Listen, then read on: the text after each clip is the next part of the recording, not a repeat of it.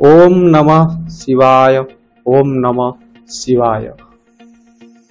महाशिवरात्रि आउ यही महाशिवरात्रि रे जड़े व्यक्ति जीवन रे घटीथिला एमिति एक महाघटना जहाँ आज आपण माने सुनिबा को पाइबे।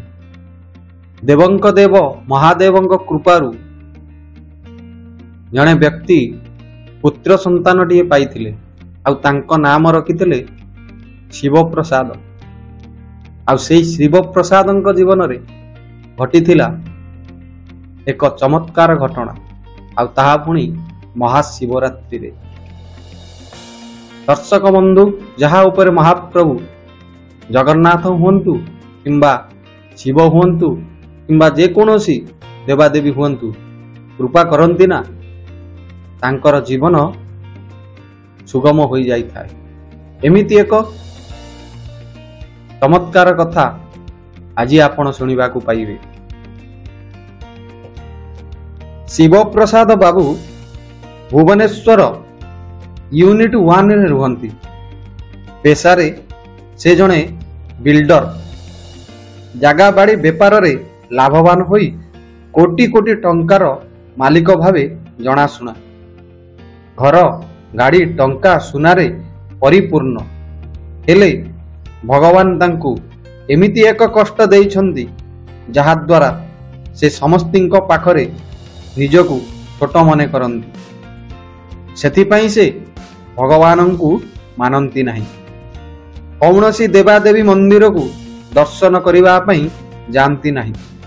भिकारी मानंकु भिक्षा मध्य दियंती नाही। दान धर्म ठारू निजकु दूरेई रखि थांती।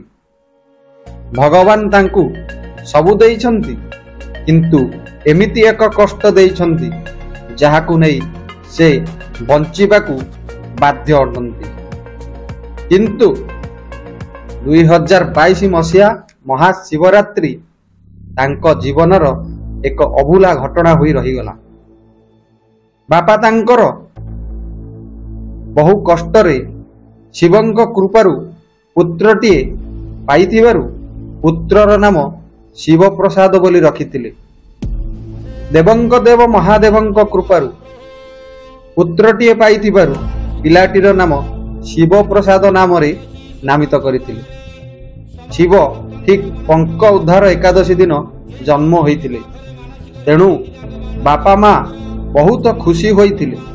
आउ एकोईर बड़ा विशिकेशन को गेल बसर रे पालिथिले। हेले समयक्रमे शिव भितरे एक बड़ परिवर्तन देखा मिलिला। मारपिट गुंडागर्दी जुआ मद सबु प्रकारर अनीति कर्म रे लिप्त होई चलिला शिवप्रसाद।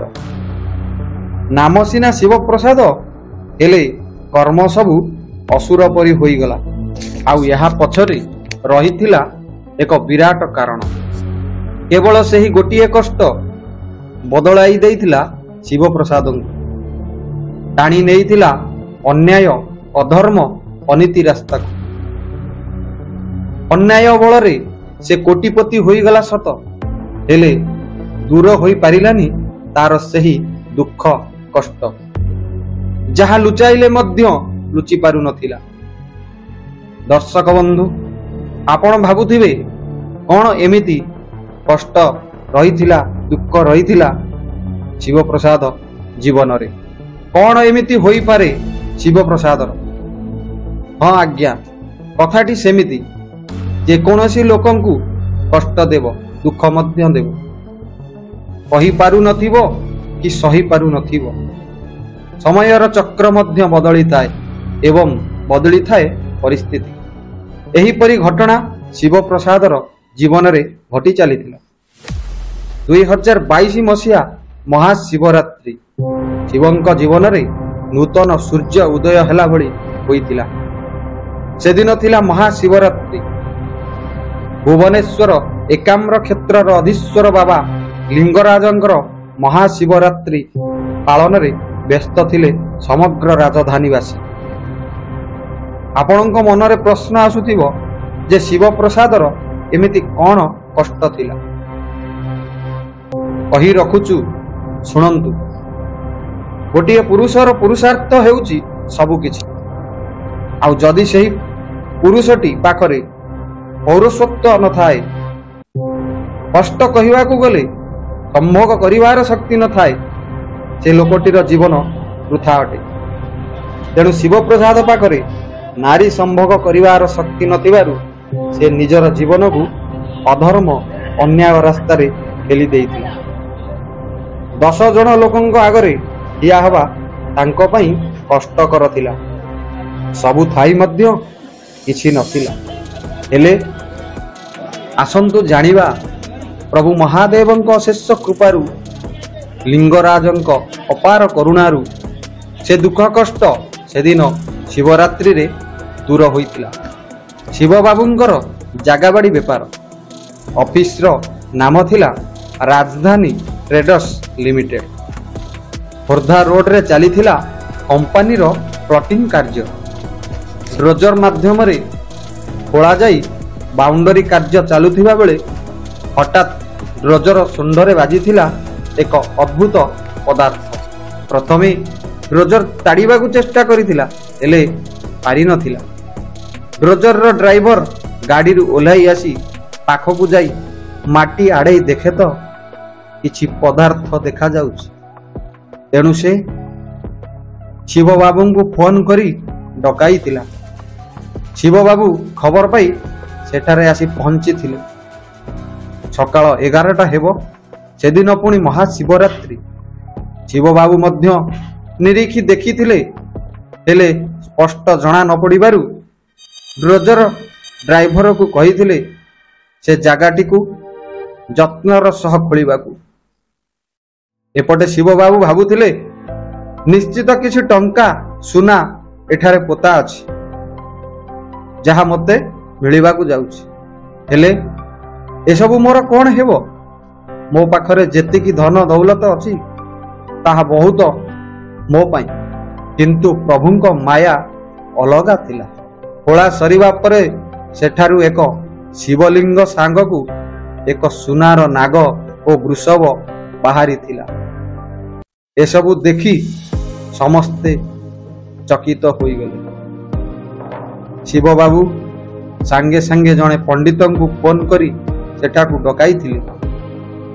एही सबु जिनिस को कोन करा जाई परिबो बोली पंडितंकु पचारिथिले। पंडित कहिले, जेहेतु आज हेउची महाशिवरात्रि, बहुत बड़ दिन, आउ एही दिन रे आपण देवदेव महादेव को प्राप्त करिसंती।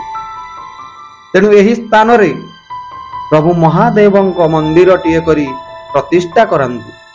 शिव बाबू पंडितंकु तांको बापा किपरि तांकु पाइथिले से कथा वर्णना करिथिले ओ तांको नाम शिवप्रसाद होइछि बोली मध्य कहिथिले।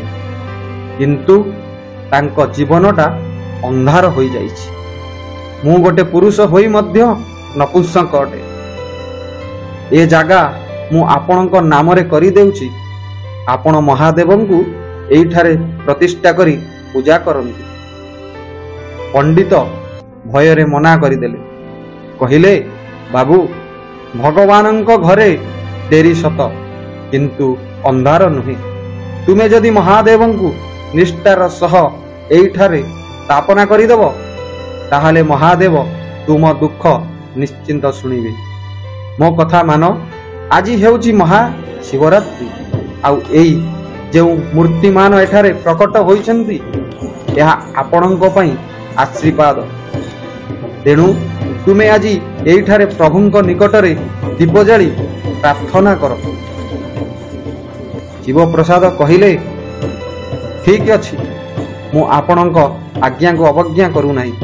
मु आज एइठारे एई स्थान रे बसी जागर जालिबी। आउ काली सकाळ पर्यंत सूर्य उदय पर्यंत अपेक्षा करिबी। जदि मो कष्ट काली प्रभात सुधा दूर हो जाए, ताहाले मु एई स्थान रे मंदिर तोलाई महादेव को प्रतिष्ठा कराइबी। आउ जदि यह न हुए, ताहाले एही जागा को मु गवर्नमेंट नाम रे लिखिदेवी। शिवप्रसाद बाबू सेही दिन सेही जागा रे ଠାକୁରଙ୍କ ପାଖରେ ସାରା ରାତି ଉଜାଗର ରହି ଦୀପ ଜାଳିଥିଲେ। ସକାଳ ହେବାକୁ କିଛି ସମୟ ଥିଲା, ଅର୍ଥ ସୂର୍ଯ୍ୟ ଉଦୟ ହେବାକୁ କିଛି ସମୟ ଥିଲା। ଶିବବାବୁଙ୍କ ଅଙ୍ଗ ପ୍ରତ୍ୟଙ୍ଗରେ ଏକ ଅଲଗା ପ୍ରକାରର ପରିବର୍ତ୍ତନ ଦେଖାଦେଲା। ଆଉ ସେ ସେଠାରେ ଅଚେତ ହୋଇଗଲେ। ଚେତା ଫେରିବା ବେଳକୁ ସେ ତାଙ୍କ ରୁମ୍ରେ ଥିଲେ। ଲୋକମାନେ ତାଙ୍କ ପାଖରେ ଠିଆ ହୋଇଥିଲେ। ପୂଜକ ତାଙ୍କର କର୍ମଚାରୀମାନେ ତାଙ୍କୁ ଘେରି ରହିଥିଲେ।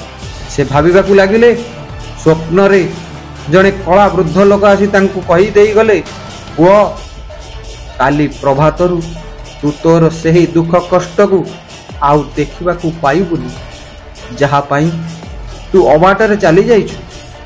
ତୁ ଏବେ ବିବାହ କରିପାରୁ, ସନ୍ତାନର ବାପା ହୋଇପାରିବୁ। ଶିବବାବୁ ଧଡ଼ପଡ଼ ହୋଇ ଦୌଡ଼ିଲେ ସେହି ଜାଗାକୁ ଯେଉଁଠି ଦେବଦେବ ମହାଦେବ ଆବିର୍ଭାବ ହୋଇଥିଲେ। ସ୍ୱପ୍ନକୁ କାହା ଆଗରେ ପ୍ରକାଶ ନ କରି ଲାଗି ପଡ଼ିଲେ ମନ୍ଦିର ତୋଳା କାର୍ଯ୍ୟକ୍ରମରେ। ଆଉ 6 ମାସ ଭିତରେ ମନ୍ଦିର ତୋଳା କାର୍ଯ୍ୟ ସରିଗଲା। ମହାଦେବଙ୍କ କୃପାରୁ ସବୁକିଛି ସୁରୁଖୁରୁରେ ହୋଇଗଲା। ଆଉ ଦେବଦେବ ମହାଦେବ ସେହି ମନ୍ଦିରରେ ପ୍ରତିଷ୍ଠା ହୋଇ ପୂଜା ପାଇଲେ।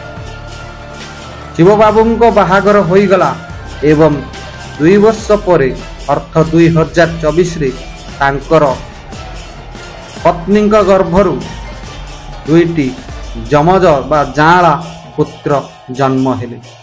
ତେଣୁ ଶିବବାବୁ ତାଙ୍କ ପୁତ୍ରର ନାମ ଦେଲେ ଗଣେଶ ଓ କାର୍ତ୍ତିକ। ଦର୍ଶକ ବନ୍ଧୁ, ଆପଣମାନଙ୍କୁ କେମିତି ଲାଗିଲା ଏହି ମହାଶିବରାତ୍ରିର ଚମତ୍କାର, ଯାହା ଶିବପ୍ରସାଦଙ୍କ ଜୀବନରେ ମହାଶିବରାତ୍ରି ଦିନ ଘଟିଥିଲା? ଯଦି ଆପଣମାନଙ୍କୁ ଏହି ଭିଡ଼ିଓଟି ଭଲ ଲାଗିଥାଏ ତେବେ ଆମର ଏହି ଚ୍ୟାନେଲକୁ ସବସ୍କ୍ରାଇବ୍ କରି ଏହି ଭିଡ଼ିଓକୁ ଆପଣମାନଙ୍କ ବନ୍ଧୁ ପରିଜନଙ୍କୁ ସେୟାର କରିବେ ବୋଲି ଆଶା କରୁଛି। ଆପଣଙ୍କ ଦିନଟି ମଙ୍ଗଳମୟ ହେଉ। ଜୟ ଜଗନ୍ନାଥ, ଜୟ ଜଗନ୍ନାଥ। ଓମ୍ ନମଃ ଶିବାୟ, ଓମ୍ ନମଃ ଶିବାୟ। ମହାଶିବରାତ୍ରିର ଆପଣମାନଙ୍କୁ ଅଶେଷ ଅଶେଷ ଶୁଭକାମନା ଏବଂ ଅଭିନନ୍ଦନ।